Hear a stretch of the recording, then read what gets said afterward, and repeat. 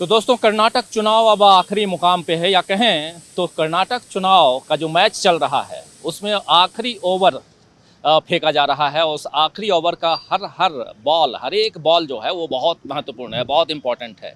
कौन चौका मारेगा, कौन छक्का मारेगा, कौन आउट होगा, कौन नो बॉल फेंकेगा, कौन वाइड फेंकेगा, हर तरह से देखा जा रहा है। लेकिन इन सबके बीच बीजेपी और कांग्रेस ये दोनों अपने अपने हिसाब से इस मैच को जीतने में लगे हुए हैं।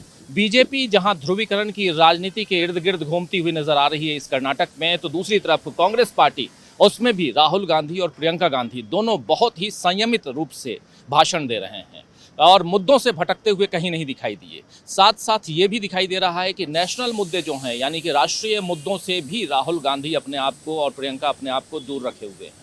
लेकिन क्या प्रधानमंत्री नरेंद्र मोदी, जो हमेशा राष्ट्रीय मुद्दों को लेकर के आते हैं हर चुनाव में, चुनाव कहीं का भी हो, चाहे लोकल बॉडीज़ का चुनाव हो, चाहे नेशनल चुनाव हो, यानी आम चुनाव हो, हर जगह प्रधानमंत्री नरेंद्र मोदी एक ही बात को सामने लेकर आते हैं और वो है सांप्रदायिक ध्रुवीकरण। क्या इस बार सांप्रदायिक ध्रुवीकरण की राजनीति यहाँ चल पाएगी? क्या कोई नो बॉल फेंका जाएगा?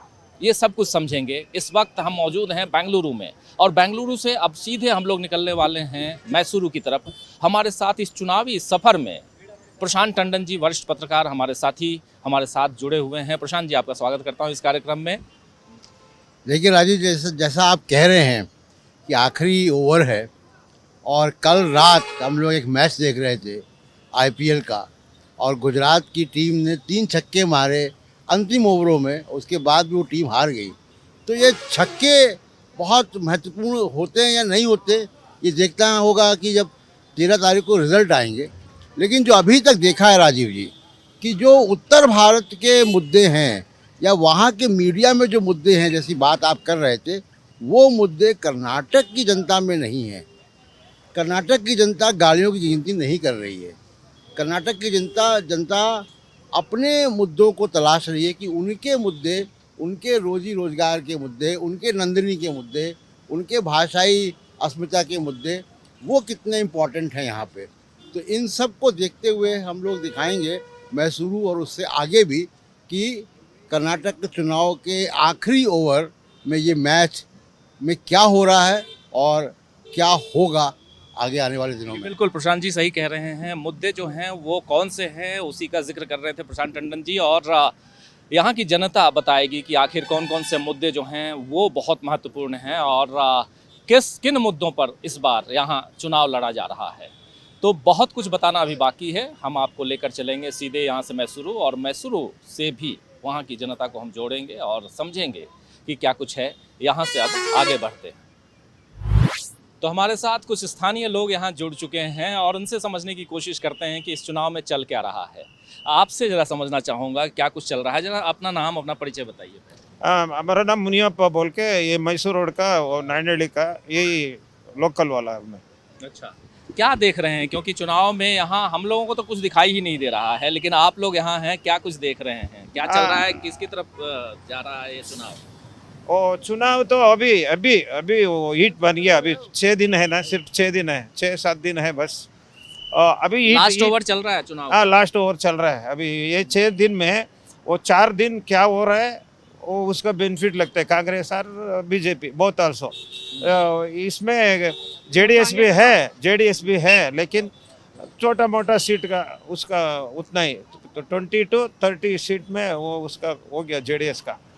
अभी टोटल मेजॉरिटी वो ना तो कांग्रेस और बीजेपी का ही लड़ाई चल रहा है। अभी ये लड़ाई में ये बार कांग्रेस तो हाथ है बोल के हम लोग मिनिमम कम से कम 80 से 100 क्षेत्र में हम भी धूम के सभी देख के आए। आप देख के आए हैं? और श्योर, व्हाई नॉट। मिनिमम कम से कम 50% तो हम लोग भी बात किया है सभी लोगों को। ये बार क्यों कांग्रेस का तरफ है बोले तो वो रेट, मेन पॉइंट रेट, महंगाई बहुत रेट महंगा हो गया।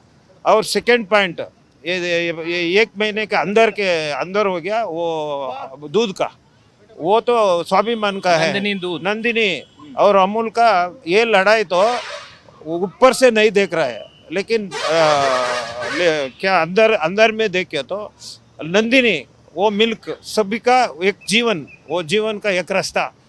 हम कैसा जी रहे बोले तो हम भी छोटा में वो नंदिनी दूध पी के आ गया, वो दूध को कुछ तो कुछ हो गया, कभी भी कौन भी नहीं छोड़ेगा ना। इसी वजह से नंदिनी का भी बीजेपी को थोड़ा डाउन हो गया रेट, वो नंदिनी का दूध का वो प्रॉब्लम। और वो ये बार बीजेपी में क्या हो गया तो डॉक्टर BR अम्बेडकर को मोदी साहब ने 3 गलत बात किया। वो कांग्रेस वाला ने वो पहले बोलिया तो बोल के वो गलत बात करना था। क्यों तो हम भी एक SC वाला है और हम भी अम्बेडकर का अनुयायी हूँ। क्या बोले तो कांग्रेस वाला वो टाइम में वो देशद्रोही बोल दिया था ना, वो बहुत गलत बात है। कभी भी कौन भी बाबा साहब अम्बेडकर को ऐसा बोलने को नहीं होता है, उसका हिम्मत भी नहीं होता है। इसीलिए वो ये 3-4 पॉइंट में ये बार बीजेपी तो इधर नहीं आता है। आपको लगता है बीजेपी नहीं आ रही है? आपको क्या लगता है, आप भी वोटर हो यहाँ, दोगे आप वोट तो दोगे? हिंदी क्या कुछ चल रहा है? अगर हिंदी बोल पाओ तो बहुत अच्छा है, थोड़ा थोड़ा टूटी फूटी जैसे भी बोलो। We love Modi. No one can beat Modi. Yeah. लेकिन यहाँ मोदी तो वहाँ है, दिल्ली में है, यहाँ तो कोई दूसरा ही बैठेगा। जैसे बोम्मई साहब हैं, वो बैठे हुए हैं, CM अभी हैं, तो बोम्मई कैसा काम कर रहे हैं? 0।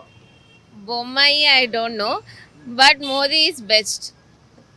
मोदी को तो वहाँ लड़ाओगे सेंट्रल ना में। आप, सेंटर में ना। यहाँ पे भी मोदी को बुलाना है, मतलब उनका डिमोशन करोगे? हाँ, इधर तो From Modi, we are all there. No, sir. मतलब बीजेपी कह रहे हैं आप? ನನಗೆ ಹಿಂದಿ ಇಲ್ಲ, ನಂಗೆ ಹಿಂದಿ ಬರಲ್ಲ. ಕನ್ನಡ कन्नड़ा में ये बोल रहे हैं आप, कन्नड़ा में बोलो, आप थोड़ा हाँ, ट्रांसलेट हाँ, कर रहे हैं। ಏನು ಹೇಳೋದು? ಯಾರ್ಗ್ vote ಹಾಕ್ತೀಯ ಅಂತ ಹೇಳ್ಬೇಕು. आपको क्या लगता है किसका यहाँ पर ठीक ठाक है, कौन अच्छा काम करेगा? अभी यार ಚೆನ್ನಾಗಿ कौन ಕೆಲಸ सी पार्टी ಮಾಡ್ತಾರೆ, है ना? ನಮ್ಮ ಏರಿಯಾದಲ್ಲಿ ಕೆಲಸ ಮಾಡೋರಿಗೆ ನಾವು ವೋಟ್ ಹಾಕ್ತೀವಿ. क्या बोले?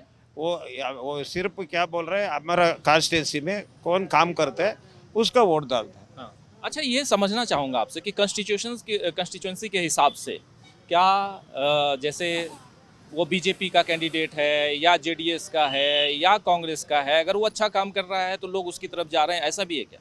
सर 100% वही, वो फर्स्ट पॉइंट वही है, कौन काम करता है उसका तो कभी भी नहीं छोड़ेगा ना। क्यों तो हमारा कॉन्स्टिट्यूंसी में अभी मैं सिर्फ बोलना तो वो यशवंतपुरा कॉन्स्टिट्यूंसी, ये ST सोमशेखर वो कांग्रेस में था, बीजेपी गया यशवंतपुरा।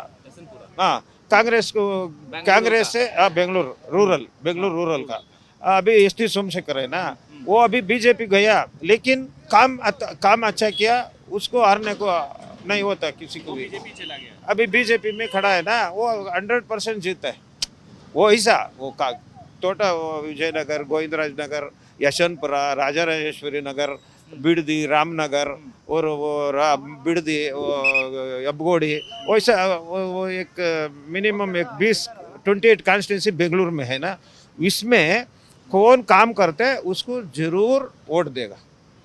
और उसमें काम ये बार ये 4 साल क्या वो किया था ना बीजेपी वाला, काम नहीं किया, सिर्फ खाया।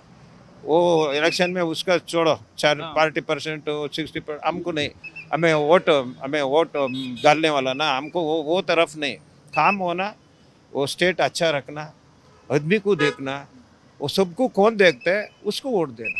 बिल्कुल, ये बात तो सही है कि जो काम करता है उसको जनता वोट देती है, वहाँ पर ये मायने नहीं रखता है कि वो किस पार्टी से है। लेकिन जब पार्टी की बात की जाए तो जैसा बता रहे हैं, और ऐसे भी बहुत लेकिन युवाओं में, जैसे ये कह रही हैं मोदी जी इनको पसंद हैं, लेकिन कई ऐसे युवा हैं जो कहते हैं कि मोदी पसंद हैं, लेकिन उनके राज्य की जब बात करें तो राज्य में बीजेपी पसंद नहीं है या वहाँ के मुख्यमंत्री पसंद नहीं है, लेकिन मोदी जी पसंद हैं और इसलिए बीजेपी आती है। तो चलिए आगे भी समझेंगे हमारे साथ। आप कुछ बोलेंगे? अच्छा, कन्नड़ा में ही बताइए कि आपको क्या लगता है, जो अभी बोम्मई जो हैं वो कैसा उनका है, और अब अगले चुनाव में क्या लग रहा है? ಅವರು ಕೆಲಸ ಮಾಡೋರು ಇಲ್ಲ ಅಂತ ಹೇಳಲ್ಲ, ಆದರೆ ಈ ಸಲ ಪಕ್ಷ ಚೇಂಜ್ ಆಗಬೇಕು. वो क्या बोल रहा है, वो स्टेट में पॉलिटिशियन चेंज होना, अभी बीजेपी नेक्स्ट चेंज होना, यही रहे तो ठीक नहीं रहते बोल रहा है। हाँ, तो ऐसे ऐसे भी कहते हैं। जो वो आपको याद होगा, शरद पवार कुछ दिन पहले बोले थे कि रोटी को पलटते रहना चाहिए, नहीं तो जल जाएगी। तो वैसे ही पॉलिटिक्स में भी पलटते रहना चाहिए, चेंज चाहिए। तो ये कह रहे हैं कि चेंज चाहिए, लेकिन वो नहीं कह रही हैं चेंज चाहिए, उनको मोदी जी चाहिए। ये बताइए, मजाक कर रहा हूँ मैं, ऐसे कोई वो नहीं। हाँ, थोड़ा सा दोस्तों आपको भी लगता होगा, क्योंकि चुनाव में हम हैं और थोड़ा रोड पे जो कुछ चल रहा है उसका थोड़ा मज़ा लेते रहना चाहिए, क्योंकि पॉलिटिक्स है, पॉलिटिक्स में सब जायज़ है। तो आपसे ज़रा समझना चाहता हूँ कि क्या आपको लगता है कि यहाँ कांग्रेस और बीजेपी फाइट तो दोनों के बीच ही है, जेडीएस भी है क्या? ಜೆ ಡಿ ಎಸ್ ಐತೆ, ಆದರೆ ಈ ಸಲ ಕಾಂಗ್ರೆಸ್ ಬರಬೇಕಂತ ನಮ್ಮ ಆಸೆ. ಯಾಕೆಂದರೆ ಈಗ ಬಿ ಜೆ ಪಿ ಎಲ್ಲ ಈ ರೇಟು ಅದು ಇದು ಮಧ್ಯ ವರ್ಗದವರೆಲ್ಲ ಬದುಕೋದು ಸ್ವಲ್ಪ ಕಷ್ಟ ಆಗ್ಬಿಟ್ಟಿದೆ, ಬಡವರಿಗೆಲ್ಲ ಹಿಂಸೆ.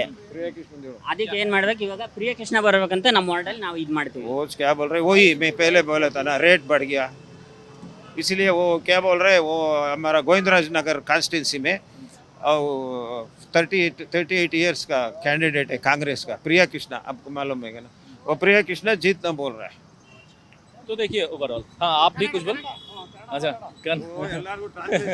तो ये अच्छा ठीक। हाँ, ಸಿದ್ದರಾಮಯ್ಯರು ಅಕ್ಕಿ ಕೊಟ್ಟವ್ರೆ, ಸಿದ್ದರಾಮಯ್ಯರು ಅಕ್ಕಿ ಕೊಟ್ಟವ್ರೆ, ಈ ಎಲ್ಲ ಕೆಲಸನೂ ಮಾಡ್ತಾವ್ರೆ. ಆಮೇಲೆ ಈ ಕೂಲಿ ಕಾರ್ಮಿಕರಿಗೆ ಏನು ಉದ್ಯೋಗ ಇಲ್ಲ. ಆಮೇಲೆ ಇದು ಜಮೀನು ಇರೋರಿಗೆ ಮಾಮೂಲಿ ಖಾತೆ ಇರೋರಿಗೆ ದುಡ್ಡು ಕೊಡ್ತಾವನೆ ಮೋದಿ. ಈ ಜಮೀನು ಇಲ್ಲದೆ ಹೋದವ್ರಿಗೆ ಏನೂ ಇಲ್ಲ. क्या बोल रहे हैं? वो क्या बोल रहे हैं, अभी सिद्धरामैया ने चावल दिया, वो सिद्धरामैया सीएम होने के टाइम पे चावल दिया, वो बेनिफिट तो दिया, लेकिन अभी वो पानी वाला को पैसा दे रहे हैं ये सरकार। लेकिन हम लोग क्या करना, हमको काम नहीं, कुछ भी नहीं ना, हम लोग ऐसे रहना ना, इसीलिए वो चेंज हुए तो हमको भी अच्छा होता है। वो तो सिद्धरामैया का मेंटालिटी है सिद्धरामैया तो कांग्रेस कि सिद्धारमैया जो है वो काम ಅವ್ರ ಸರ್ಕಾರ, ಕಾಂಗ್ರೆಸ್ ಸರ್ಕಾರ ಇದ್ದಾಗ ಯಾವುದೂ ಅನ್ಯಾಯ ಆಗಿಲ್ಲ ಸರ್, ಎಲ್ಲ ಒಳ್ಳೇದಾಗದೆ. ಈಗ ಮುಂದೆ ಅದು ಬರಬೇಕು. वो क्या बोल रहे हैं, कांग्रेस आया तो सब भी अच्छा होता है, इसीलिए कांग्रेस आना बोल रहा है। आप ए छोटा ठीक है। तो आप देख रहे हैं, हम ज़मीनी हकीकत बताने की कोशिश कर रहे हैं कि क्या कुछ चल रहा है और कर्नाटक के चुनाव में। चलिए अब आगे बढ़ते हैं, कुछ और लोगों से मिलेंगे, कुछ और बातें करेंगे और समझेंगे कि कर्नाटक में क्या कुछ होने जा रहा है। तो यहाँ से अब बिछ गई सियासी विसार, खेला जा रहा है सियासी खेल, जारी है वार पलटवार, शह और मात के खेल में बनाई जा रही है रणनीति। कौन पड़ेगा किस पर भारी, ये कभी भी सिर्फ hastachep.com पर अमलेंदु उपाध्याय के साथ